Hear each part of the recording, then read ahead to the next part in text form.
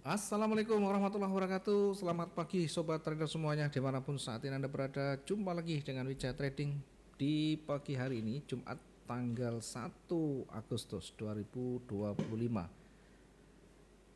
Awal bulan sekaligus menjadi tanda dimulainya satu bulan ya. Dimulainya satu bulan untuk time frame monthly untuk hari ini.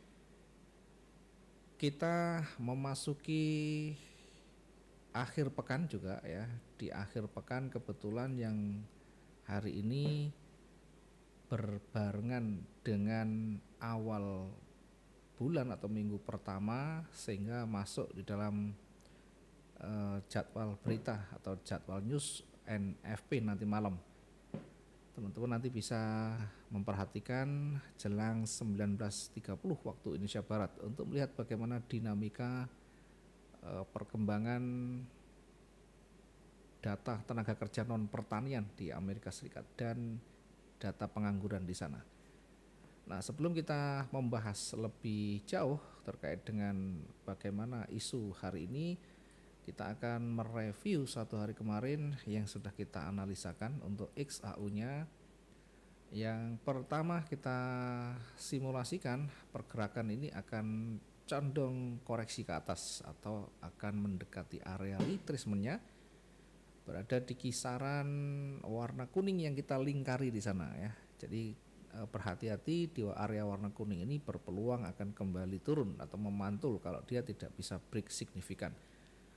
Kalau kita lihat di situ dia memang lebih dari warna ungu yang kita tandai. Namun demikian sekalipun dia break, perhatikan dari sisi rejeksinya ya.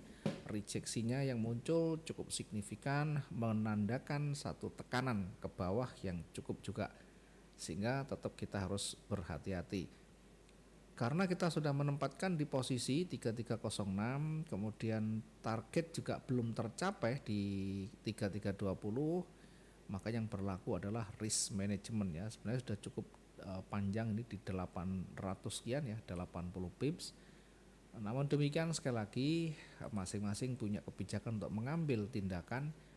Jadi kalau ini mungkin belum tersentuh dan masih dibiarkan, maka yang berlaku adalah risk management. Kapan kita menempatkan ya, begitu tersentuh sebenarnya sudah cukup untuk kita menempatkan batasan resiko.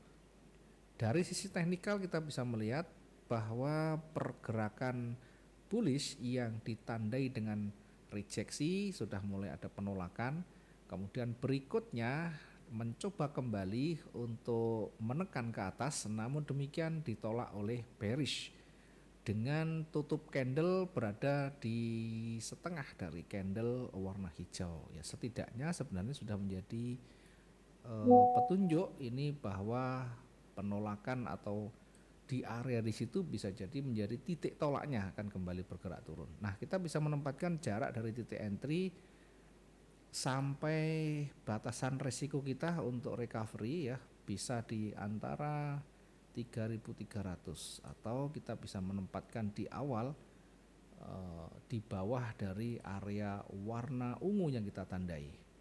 Nah, tentu untuk recovery ini fungsinya adalah meminimalisir tingkat kerugian ya.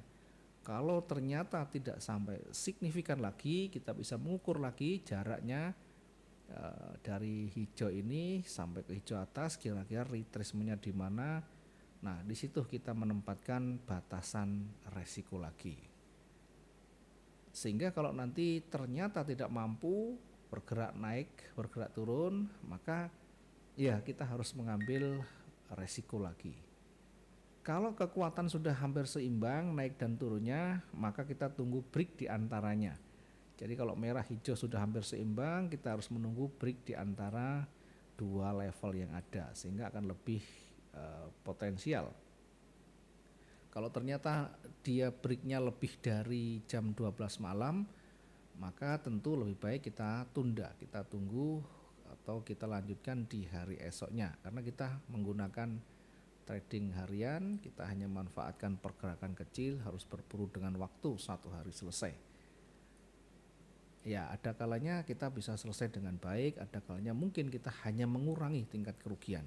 dalam proses transaksi trading atau kita berbisnis apapun, maka yang paling penting adalah bagaimana kita bisa meminimalisir tingkat resiko ruginya kalau dalam kondisi-kondisi yang betul-betul tidak kita harapkan ya, bukan kita biarkan sampai ruginya sangat signifikan ya. Tentu itu bagian dari proses manajemen kita.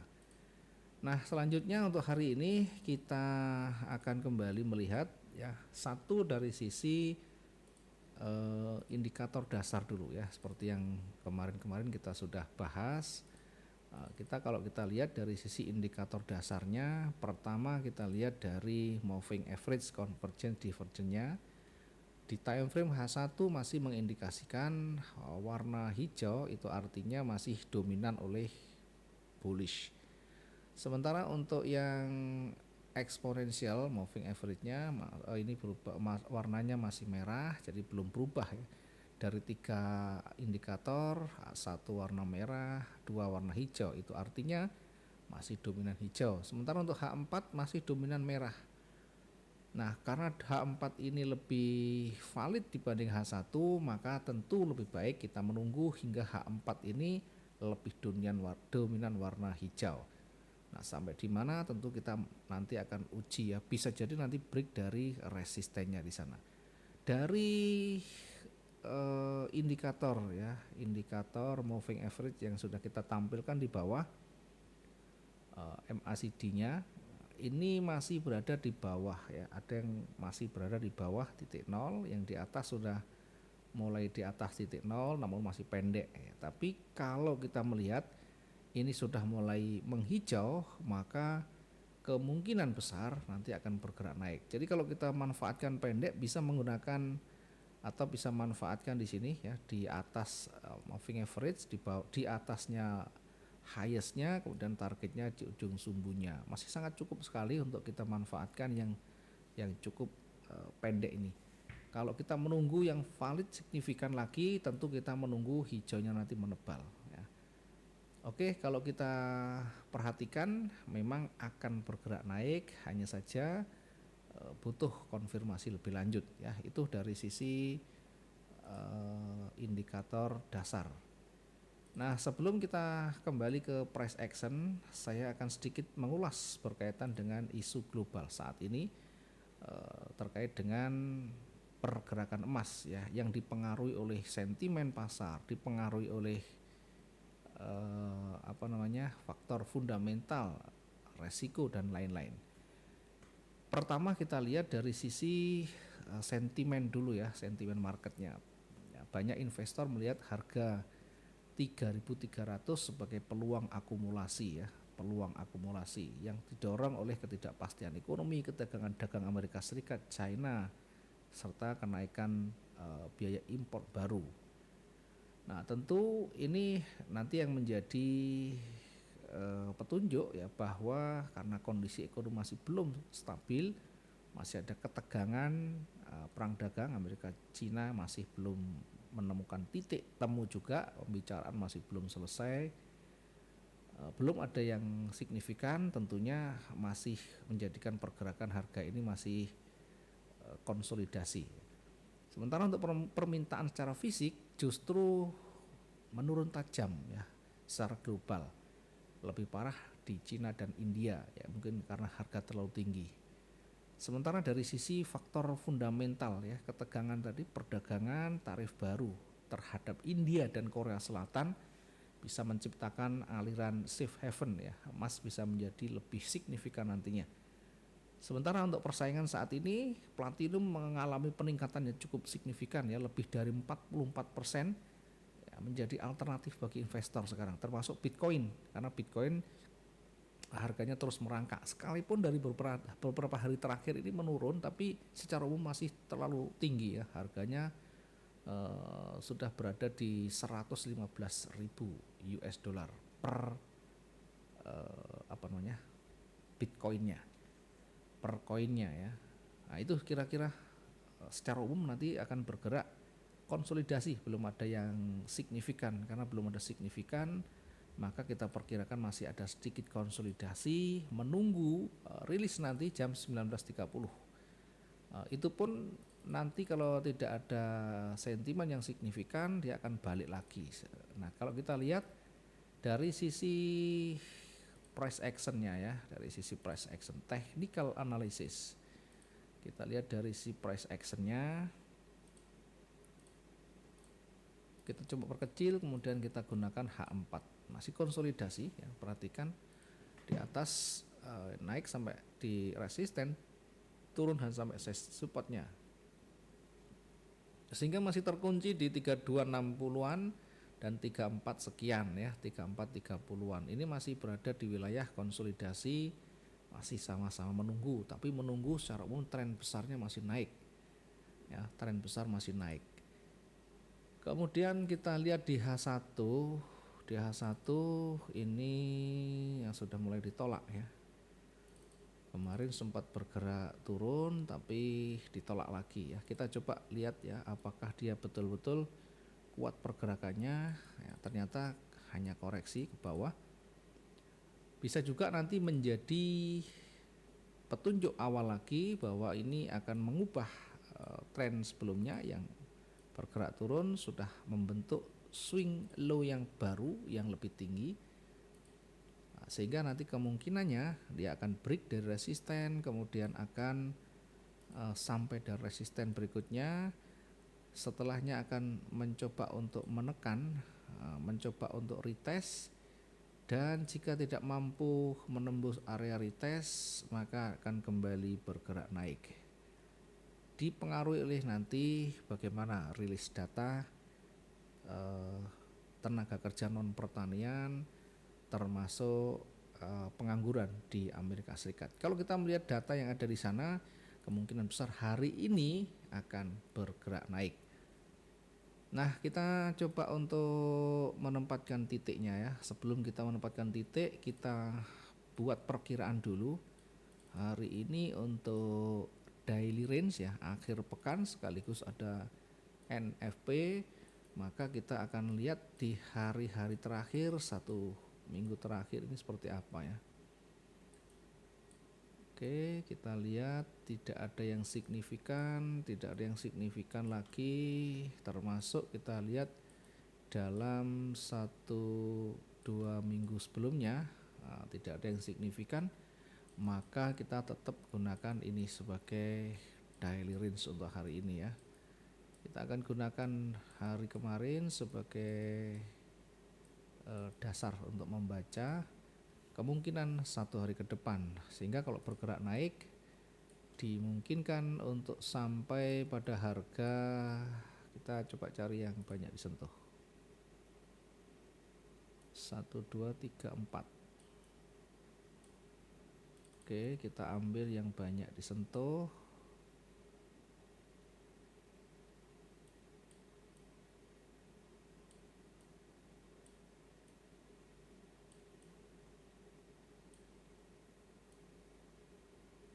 Ya, ini menjadi area jenuh belinya. Kita perkirakan sampai di sini. Untuk area jenuh jual, kita juga akan coba lihat sisi sebelah kiri, apakah nanti berpeluang ya. Ternyata di sisi sebelah kiri yang banyak disentuh itu di sini. Nah, ini banyak disentuh sehingga kita menggunakan range-nya nanti tidak terlalu jauh. Di sini dulu.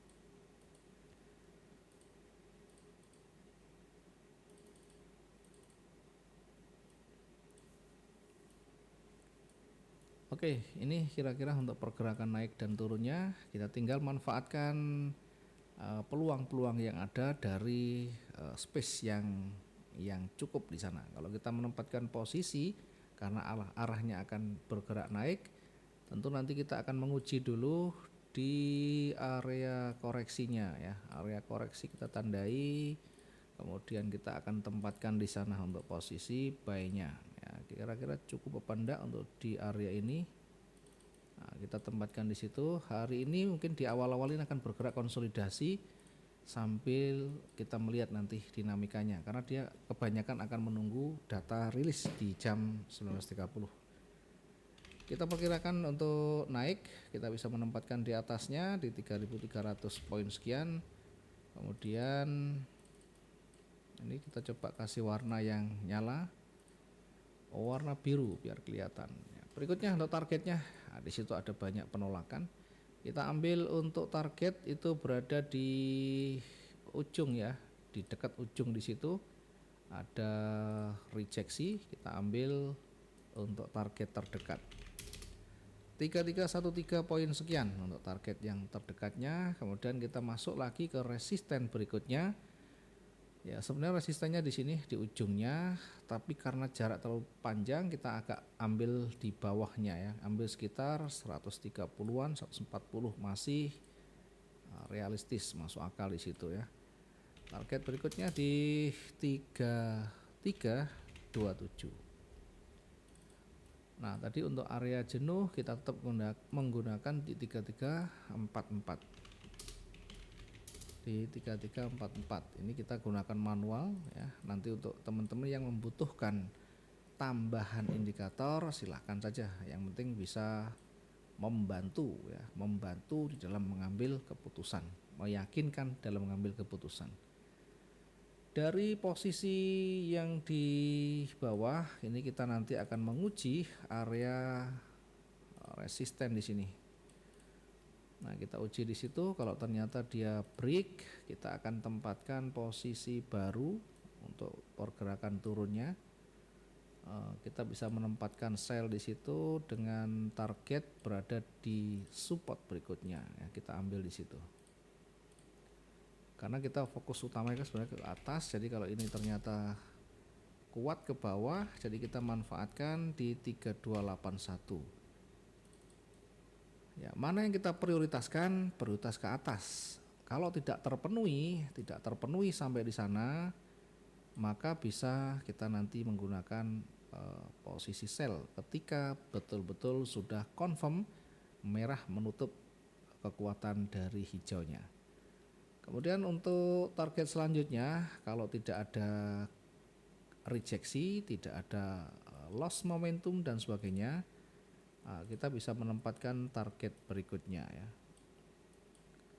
Kita tempatkan target berikutnya di ya, kisaran 3255. Ini target yang pertama tadi.